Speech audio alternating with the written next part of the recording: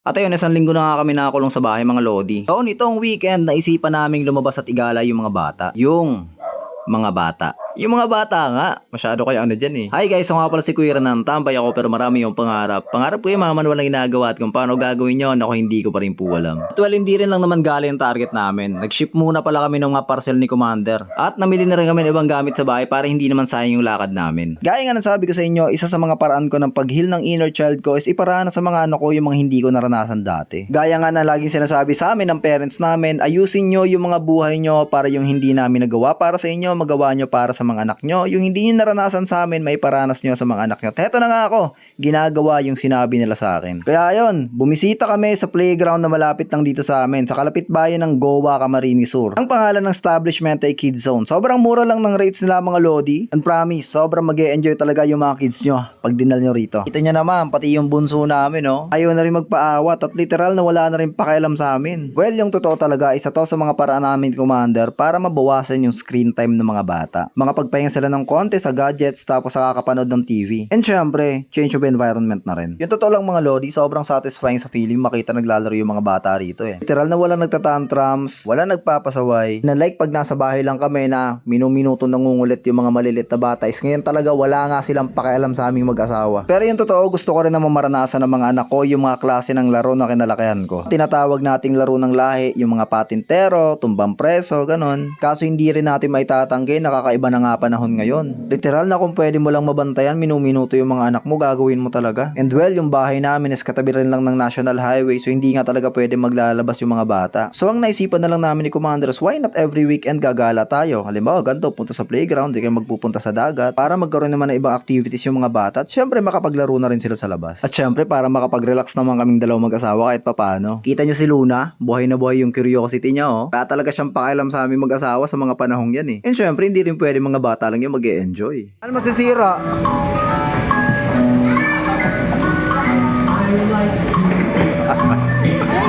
Bumag... Oh, hala?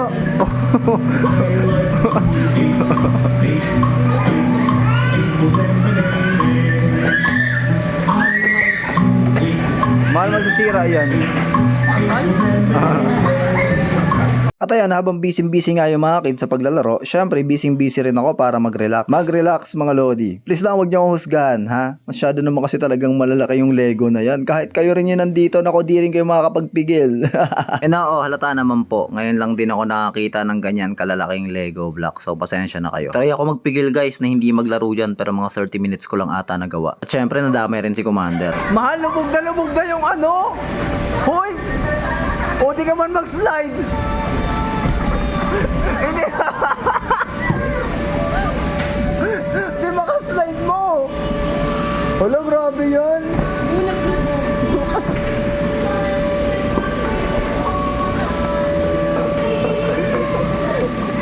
Noong una medyo nahihiya-hiya pa ako dyan eh, pero habang tumatagal, nawala na rin ako ng pake. Sabi nga dapat, yung edad lang natin ang tumatanda, hindi yung puso natin. Sarap kayo maging bata paminsan-minsan. Walang problemang iniisip, walang stress, walang masyadong sama ng loob, tamang laro-laro lang. Pero it's never too late naman, diba? Sabi nga nila, kalabaw lang tumatanda. Kaya mo pa rin naman magpakapusong bata kung gustuhin mo eh. Kailangan mo lang talaga maglaan ng oras. At wala kang rason. Kung may oras ka para makipagbarkada, gumala, makitambay, makipag-inuman sa mga tropa mo, may oras ka rin para sa pamilya. May oras ka rin para makipaglaro sa mga anak mo. Ang pinaka-question lang talaga is, gusto mo ba? Lagi mong tatandaan na minsan lang maging bata yung mga yan. Soon enough, yung mga batang makukulit, hindi na yun mangungulit. Yung mga anak mo may ingay, baka soon maging silent type na yan. Yung pakarga ng parga, darating yung oras, baka nga ayaw na magpakarga niyan sa'yo. Kaya samantalahin mo yung mga oras na bata pa sila.